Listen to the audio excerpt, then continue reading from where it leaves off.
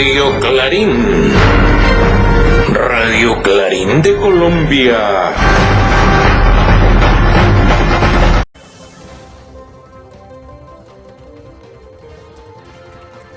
Buen día, apreciada audiencia.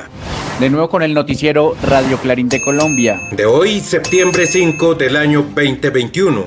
Con la dirección y conducción de quien les habla, Iván Manuel Arango Páez y J. Manuel Arango C.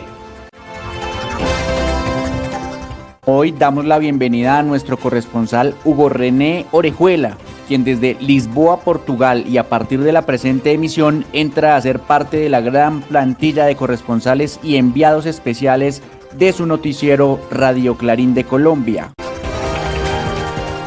Ya estamos listos, así como cada uno de nuestros corresponsales que están ubicados en los diferentes países, para que nos amplíen los principales hechos noticiosos y así generar un criterio objetivo. Estos son nuestros titulares. Pretenden jueces a su acomodo en Bolivia. Macro y fiesta avante en Portugal.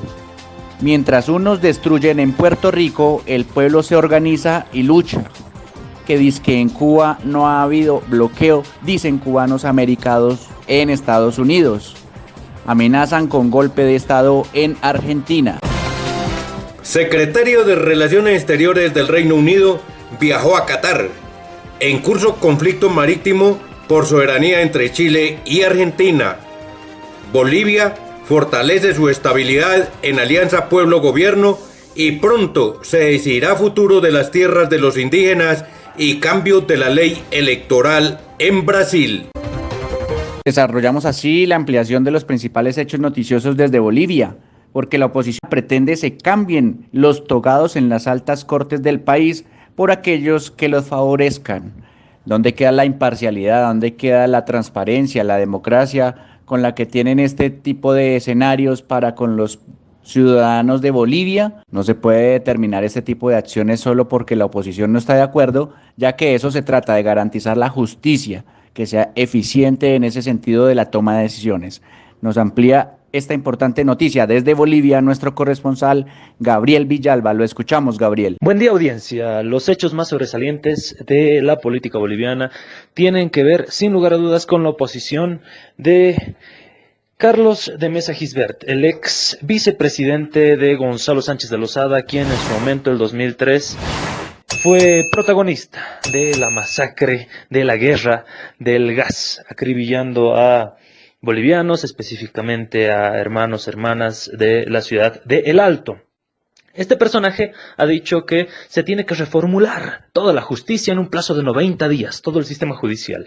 Pero él propone que los nuevos jueces, los nuevos fiscales, vengan de los colegios de abogados que abiertamente han expresado su sentido elitista, clasista, en contra de un proceso popular y nacional como el del movimiento al socialismo.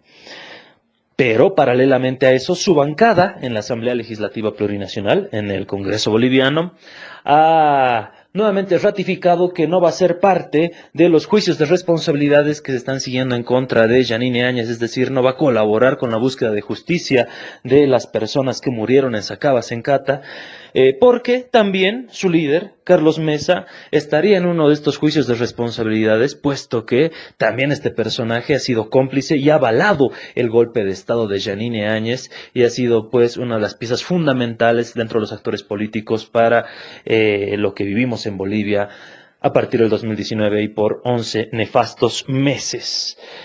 Muy corto el tiempo para realizar el análisis a profundidad, pero les habló de el Estado Plurinacional de Bolivia para la Radio Clarín de Colombia, Gabriel Villalba.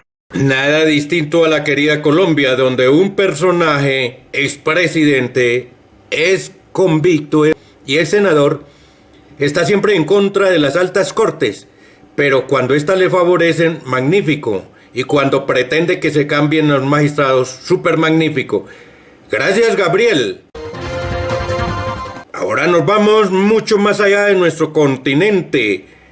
Nos vamos hasta Portugal. Macrofiesta portuguesa en Lisboa, Portugal. Este fin de semana con participación alrededor de 100.000 personas por día. Oiga, esto es una gran fiesta. Así nos lo hace saber nuestro corresponsal Hugo René Orejuela desde Lisboa. Adelante, Hugo. Buen día, audiencia. Este primer fin de semana de septiembre se realiza la Fiesta do Avante, que es un evento político-cultural organizado por el Partido Comunista Portugués. Es el evento más grande de este tipo que se celebra en Portugal. En 1976 tuvo lugar su primera edición en Lisboa y desde 1990 se realiza en Quinta da Atalaia, en el municipio de Seixal, en un espacio de más de 40.000 metros cuadrados. PSP, que en este 2021 cumplió 100 años de su fundación, jugó el papel más importante en la oposición al régimen fascista de Antonio Oliveira Salazar, siendo brutalmente reprimido durante los 48 años de clandestinidad. Fue uno de los partidos más influyentes a partir de la Revolución de los Claveles, principalmente en la clase trabajadora. Hoy día mantiene un gran arraigo y popularidad en amplios sectores de la sociedad portuguesa, como en las zonas rurales de Alentejo, Ribatejo y en los cinturones industriales de Lisboa y Setúbal. Además conserva una gran influencia en la primera central sindical, la Confederación General de los Trabajadores Portugueses. El PSP dio a conocer este miércoles el plan de contingencia contra el COVID-19 que será aplicado en la realización de esta edición 2021 de la Fiesta do Avante. Según un comunicado del partido, este año la fiesta albergará a 40.000 personas en un espacio que garantiza el distanciamiento social. Desde Lisboa, Portugal, para Radio Clarín de Colombia, les habló Hugo René Orejuela. Qué bueno, hombre, saber que todavía el pueblo organizado, y no solamente por tirar línea entre comillas, también el pueblo organizado, como dijera mi vecino, así como el pobre también toma vino, también el pueblo organizado, movilizado y revolucionario también celebra efemérides. Qué bueno por ellos allá en Portugal. Gracias, Hugo René. Ampliamos hechos así noticiosos desde Puerto Rico, nos trasladamos a Centroamérica. Mientras lacayos de los Estados Unidos intentan destruir a Puerto Rico, el pueblo se organiza y lucha. Se ha evidenciado que este tipo de acciones en conjunto han generado resultados favorables para la misma comunidad y es la invitación que se les hace desde el noticiero Radio Clarín de Colombia para que trabajen mancomunadamente por el bienestar social y de la ciudadanía. Es así como nos lo hace saber desde Puerto Rico nuestra corresponsal Berta Yuberchechi. La escuchamos, Berta. Buenos días, audiencia. Mientras la dictadura de la Junta de Control Fiscal impuesta por el Congreso de Estados Unidos y sus lacayos en el gobierno local hacen todo por destruirnos como país y hundirnos en la pobreza y la desesperación, el pueblo sigue adelante organizándose y luchando en varios frentes. Ya está claro que la administración del achichincle gobernador Pedro Pierluisi en nada va a favorecer al pueblo. Tanto él como su hermana Caridad, a quien llevó a residir en la fortaleza para ayudarlo a gobernar sin haber sido elegida por el pueblo, tienen como prioridad privatizar cualquier agencia que queda del pueblo. Pero en su arrogancia no cuentan con que el pueblo ya está cansado del abuso por los malos servicios de salud, energía, educación, vivienda, seguridad pública, etc., además del terrible aumento en el costo de vida y la canasta básica. Hay luchas por todos lados, entre ellas comunidades enteras contra las antenas de telecomunicaciones, contra la construcción en zonas marítimo-terrestres, en pro de la defensa de la educación, sindicatos, pero ahora la más urgente es la lucha contra la terrible privatizadora de energía, Luma, porque ya hay mucha indignación por los incesantes apagones por todo el país. Hay varias manifestaciones pautadas para estos días, tanto en contra de Luma como contra la Junta de Control Fiscal. La lucha es cuesta arriba, pero sigue avanzando. Fuera Luma y la dictadura de la Junta y sus lacayos en el gobierno. Desde Puerto Rico para Radio Clarín de Colombia, les habló Berta Yuberchechi. Es fiel copia del libreto de los Estados Unidos de Norteamérica por el continente americano y hasta en otras partes del mundo, de tratar de que sus lacayos torpedeen, ya no directamente con misiles desde Estados Unidos, no, ya es usando a las marionetas, los vasallos apátridas dentro de sus propios pueblos para que lesionen desde el interior a su propio hermano pueblo como lo pretenden hacer contra Venezuela, Nicaragua, Cuba y demás. Gracias, Bertayú Bersesi. Mafia cubana norteamericana arremeten contra Cuba, argumentando que allí dice que no ha habido bloqueo económico. Oiga, qué desfachatez.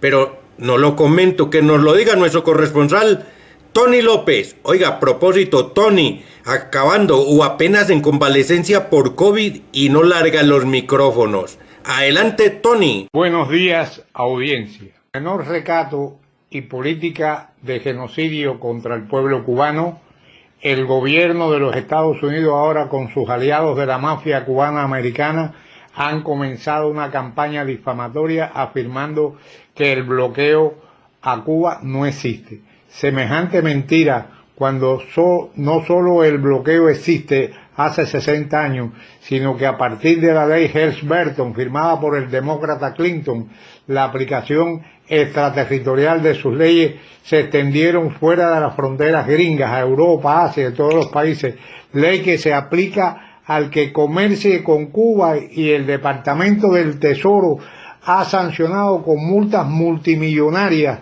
a bancos y empresas navieras robándose el dinero de manera descarada.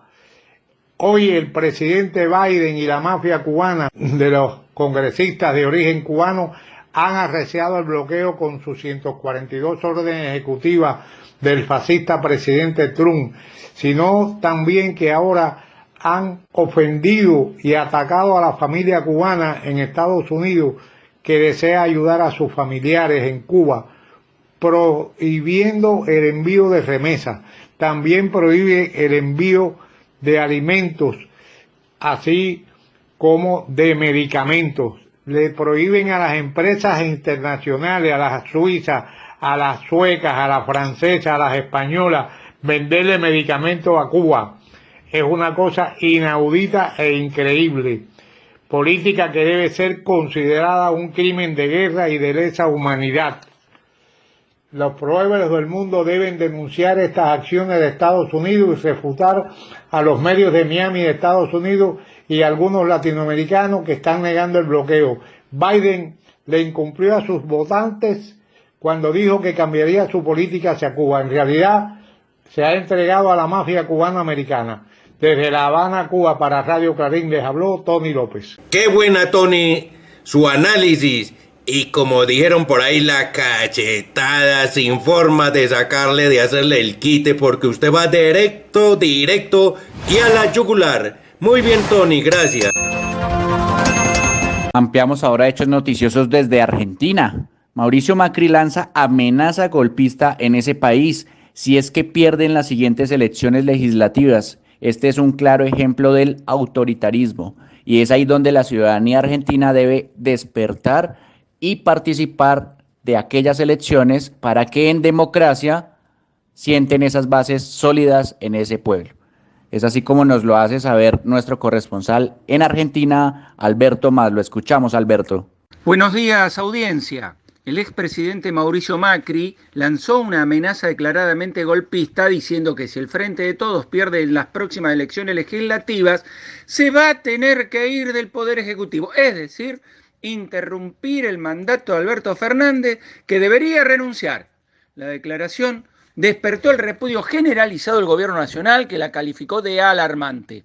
O cambien o se van a tener que ir, afirmó el líder de Juntos por el Cambio durante una entrevista en la radio del grupo hegemónico Clarín en la provincia de Córdoba, cuando fue consultado sobre el posible escenario que dejarían las elecciones PASO el próximo 12 de septiembre, donde todos los partidos participan en elecciones internas y simultáneas para definir los candidatos para las próximas elecciones legislativas. Según Macri, si nos encontramos con que la mayoría de los argentinos decimos basta, eso va a generar una recuperación de la esperanza. Va a haber un respirar, un aire nuevo el lunes diciendo, bueno, o cambien o se van a ir. Si siguen en el tiempo se van a tener que ir porque han perdido el apoyo, se ha destruido la confianza. El primero que salió a responder las amenazas de Macri fue el jefe de gabinete Santiago Cafiero, quien calificó esos dichos de alarmantes. porque atacan la democracia y pidió el repudio del resto de las fuerzas políticas. Mientras, el ministro de la Producción, Matías Culfas, afirmó con lo que dijo hoy Macri, demuestra su autoritarismo. Son los mismos que en otros tiempos promovían golpes de Estado. Además, por los dichos de Macri anteriores, que fueron un verdadero acto de sincericidio sobre que para ganar plata en la Argentina hay que evadir impuestos, la diputada nacional Fernanda Vallejos adelantó que la semana próxima denunciará en la justicia a Mauricio Macri por apología del delito e incentivar a la evasión fiscal. Desde Argentina para Radio Clarín de Colombia les habló Alberto Más. Y es que convencida estaba la extrema derecha en el continente latinoamericano, que únicamente les quedaba el bastión de un gobierno progresista, el de Venezuela, y se encargaron de satanizar, estigmatizar por doquier. Pero ahora que resurge precisamente el proceso emancipador con Argentina, Bolivia, Ecuador y otros pueblos, porque en el 22 va a ser Colombia también. Así pues que van poniendo cuidado. Entonces allí ganan la extrema derecha. Ya como sea, se la juegan por impedir que el progresismo, que los pueblos soberanos salgan adelante. Gracias, Alberto Más. Y ahora nos volvemos nuevamente para el otro lado del charco. Secretario de Relaciones Exteriores del Reino Unido está en Qatar. Oiga, esto me suena a luzmear, a la intromisión. ¿Qué tiene que hacer por allí? Claro que dice que dizque organizando política con Afganistán. ¿Pero con quiénes? No, que nos lo diga nuestra corresponsal Nancy Carolina Graterol. Adelante, Nancy. Buen día, audiencia. Hoy Dominic Raab, el secretario de Relaciones Exteriores del Reino Unido, está en Qatar coordinando la política de Afganistán con un Estado acusado de participar en canalizar cientos de millones de dólares a la afiliada de Al-Qaeda Al-Nusra en Siria. Y mientras miles de millones de libras esterlinas se desperdiciaron en una app de pista o rastro de COVID que nunca funcionó y otros miles de millones de libras fueron canalizados a compinches de oficiales del gobierno para comprar equipos protectores del COVID para los trabajadores de la salud, de repente el gobierno se centra en la necesidad de que paguemos más por la atención social. En octubre, las personas que reciben ayuda monetaria del Estado perderán 20 libras a la semana, justo cuando las tarifas de la luz se incrementarán. Para dar una idea, extender el aumento de ayuda a familias de 20 libras a la semana durante un año le costaría al Tesoro 6.000 millones de libras y ayudaría a 6 millones de hogares. Mientras tanto, el programa de armas nucleares inglés costaría 130.000 millones. El yate real costará 250 millones de libras. Y Brexit ha costado 800 millones de libras esterlinas a la semana. Con estas cifras los dejo. Desde Londres, para Radio Clarín de Colombia, les habló Nancy Carolina Graterol. Qué buena esa Nancy. Así es, que se les da duro y en donde ya se sabe. Esta es la intromisión directa de los estados que se creen los supergendarmes del mundo y que pueden estar diciendo, disponiendo, manoseando y avasallando la voluntad popular y respetando de paso, violentando la soberanía nacional y la autodeterminación de los pueblos. Gracias, Nancy. Desde Inglaterra volvemos al continente suramericano, esta vez desde Chile. Es una noticia que está en desarrollo porque el conflicto diplomático por soberanía entre Chile y Argentina continúa en trámite. Vamos a ampliar este hecho supremamente importante desde Chile que nos amplía nuestro corresponsal Enrique Sáenz. Lo escuchamos, Enrique. Red Internacional Independiente de Comunicación Alternativa, Clarín de Colombia. Un conflicto diplomático por soberanía marítima entre Chile y Argentina está en desarrollo. Tanto un gobierno como el otro reclaman soberanía en un tono duro. Sin duda, esta disputa será de gran utilidad para ambos gobiernos, como cortina de humo, y así ocultar la grave crisis social, económica y miseria que viven los pueblos chilenos y argentinos. Da risa la hipocresía y la liviandad con que usan el concepto de soberanía en circunstancias que en ambos lados de la cordillera Los estados son estados neocoloniales, sometidos al imperialismo y al Fondo Monetario, por obra y gracias de los gobiernos burgueses oligárquicos procapitalistas. Argentina sigue siendo un aliado importante de la OTAN y Chile en estos días desarrolla ejercicios militares conjuntos con las fuerzas militares de los Estados Unidos. La única soberanía que vale es la soberanía de los pueblos, de esa fuerza que emana desde el soberano, que es el pueblo mismo. Los demás son discursos y políticas burguesas, cubiertas de un nacionalismo burgués también y decadente. Los pueblos y los trabajadores no tenemos problemas limítrofes, las burguesías sí. Los pueblos y los trabajadores no se deben dejar engañar por estas disputas limítrofes que al final de cuentas, cuando llegan a la guerra, son los muertos del pueblo, de los trabajadores, los que cuentan. Para Radio Clarín de Colombia, les habló Enrique Sáenz. Igual que lo que se viene dando desde hace años entre Bolivia también y sus países vecinos, por el derecho a la soberanía y por el derecho al mar. Puede hacer que esto no llegue a mayores consecuencias y que hermanadamente y civilizadamente puedan entenderse en los gobiernos de Argentina y Chile, pero será en el gobierno de Chile próximo, porque en esta difícil con la extrema derecha por ahí, pero Argentina les va a dar una buena elección y va a poder salir adelante con las pretensiones de la soberanía, porque esta es muy justa y es un derecho legítimo. Gracias, Enrique. Bolivia fortalece su estabilidad. Ojo, golpistas que se están quedando con los crespos hechos. Y esto gracias al trabajo entre población y su gobierno. Así nos lo hace saber nuestro corresponsal Edgar Freddy Vázquez. Buen día, estimada audiencia. Bolivia va recuperando su estabilidad con el trabajo de su población y su gobierno. Incluso los escolares volvieron a clases presenciales en gran parte del país, sobre todo en el área rural y las zonas marginales citadinas, cumpliendo protocolos contra el COVID-19.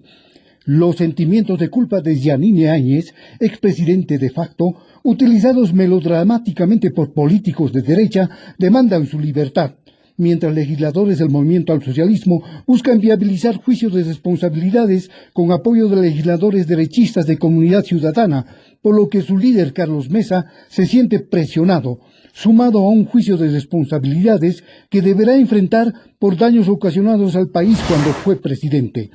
Pero también hay un exministro del gobierno de Evo Morales que será enjuiciado por genocidio. Alfredo Rada ocasionó el caso Calancha, en que hubo 3 muertos y 400 heridos cuando ciudadanos de Sucre demandaban capitalidad plena el año 2007. La ciudad de Sucre es capital de Bolivia, pero la sede del gobierno es la ciudad de La Paz desde el año 1899. Por otro lado, ante intenciones de desestabilizar al gobierno de Luis Arce por la Asamblea Permanente de Derechos Humanos y la Iglesia, la Central Obrera Boliviana se declara en emergencia y campesinos del departamento de Santa Cruz se aprestan a luchar contra avasallamiento de tierras. Primero tierra para los cruceños, expresan. En la globalidad neoliberal, la vida social no es buena ni humana, y apenas estamos buscando justicia y libertad. La lucha continúa por los pueblos del mundo. Adelante, pueblo colombiano. Desde Bolivia, para Radio Clarín de Colombia, les habló Edgar Freddy Vázquez Palenque. Qué buena lección, verdad, de unidad popular. Mientras la extrema derecha y el imperio norteamericano tratan de desestabilizar a los gobiernos que no les son afín, que no le copian y que no usan sus rodilleras, el pueblo se une en torno a sus verdaderos representantes y defienden, como sea, su soberanía. Gracias, Edgar Freddy Vázquez. Continuamos así con hechos noticiosos para la audiencia de Radio Clarín de Colombia, en esta oportunidad desde Brasil. Supremo Tribunal Federal de Brasil reanudará el juicio que definirá el futuro de las tierras indígenas que por tanto tiempo han defendido los pueblos indígenas. Es así como nos lo hace saber nuestro responsable desde Brasil, Alan Regis Dantas. Lo escuchamos, Alan. Buen día a tu audiencia. El Supremo Tribunal Federal de Brasil reanudará el próximo miércoles el juicio clave que definirá el futuro y destino de las tierras indígenas, mientras centenares de activistas se mantienen movilizados en la capital del país, Brasilia. El tribunal analiza y discute la validez del criterio de marco temporal, según el cual solo deben reconocerse como territorios indígenas los ocupados por los pueblos originarios cuando se promulgó la Constitución Federal de 1988. Durante las sesiones de miércoles y jueves, los jueces del tribunal oyeron los argumentos en contra y a favor del marco temporal defendido por el poderoso lobby del agronegocio y el presidente Jair Bolsonaro. Alrededor de 6.000 representantes y 170 etnias diferentes participaron la semana pasada en una serie de movilizaciones en la capital para captar la atención pública y presionar a la Corte Suprema en vísperas del juicio. Desde Fortaleza, Brasil, les habló Alan Dantas para Radio Clarín de Colombia. Y es que es una lucha bicentenaria, así nos lo hacía saber precisamente Vanderlita, ¿no, Iván? Aquella vez que la tuvimos en Colombia. Sí, señor, así es. Del movimiento Santerra, ¿cierto, Iván? Así es, sí, señor.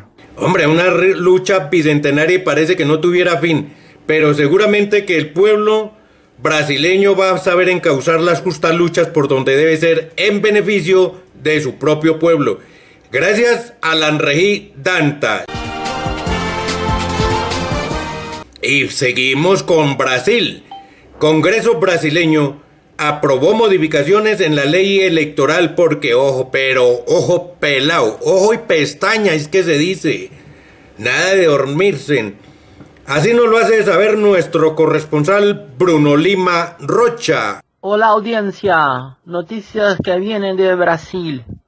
El Congreso ha aprobado un recambio de la ley electoral que, por ejemplo, imponía sanciones, puniciones mucho más duras para quienes publicaran, difundieron fake news. ¿Qué ha hecho el presidente mentiroso Jair Bolsonaro? Vetó ese artículo de la ley donde el Congreso quería punición para los mentirosos y sus industrias de la mentira profesional. Según Bolsonaro, no hay cómo auditar, juzgar un, entre comillas, tribunal de la verdad, ya que para él la verdad es una cosa para uno y puede no ser para otro. O sea, está contra los hechos.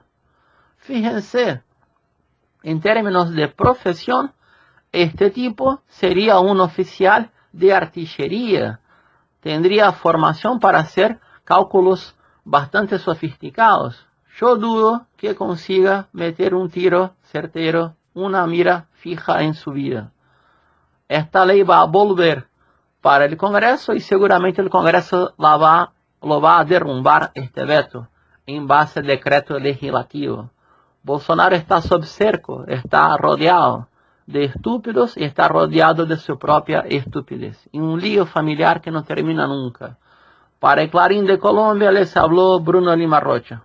Gracias, Bruno. Oiga, de verdad que esta ley sí es bien maquiavélica. Pretenden engañar al pueblo con estas supuestas reformas en beneficio del pueblo, pero lo único que conlleva es a mantener al poder a la extrema derecha allá sin largar el poder para un carajo. Es al contrario, es recortando verdaderas libertades democráticas lo que pretenden en este momento en la hermana República del Brasil. Gracias, Bruno. Y que no deje de sonar Radio Clarín de Colombia, adquiriendo desde ya el espacio para su programación. También haciendo sus anuncios durante el noticiero o haciendo su donación voluntaria en la cuenta de ahorros número 221-903-407-28 de Bancolombia, a nombre de Clarín de Colombia, que tiene el NIT 900.441.830-3. Y desde el exterior, giros a nombre de Iván Manuel Arango Páez con cédula 1026-256-842 o de J. Manuel Arango C con cédula número 17-667-143. Contáctenos, no lo dude, no lo piense dos veces, contáctenos ya en WhatsApp, más 57-311-261-3094. También Más 57 311 44 89 348. Y así, querida audiencia de Radio Clarín de Colombia, hemos llegado al final de esta emisión con la dirección y conducción de quien les habla, Iván Manuel Arango Páez y J. Manuel Arango C. Hasta el próximo día. Radio Clarín. Radio Clarín de Colombia.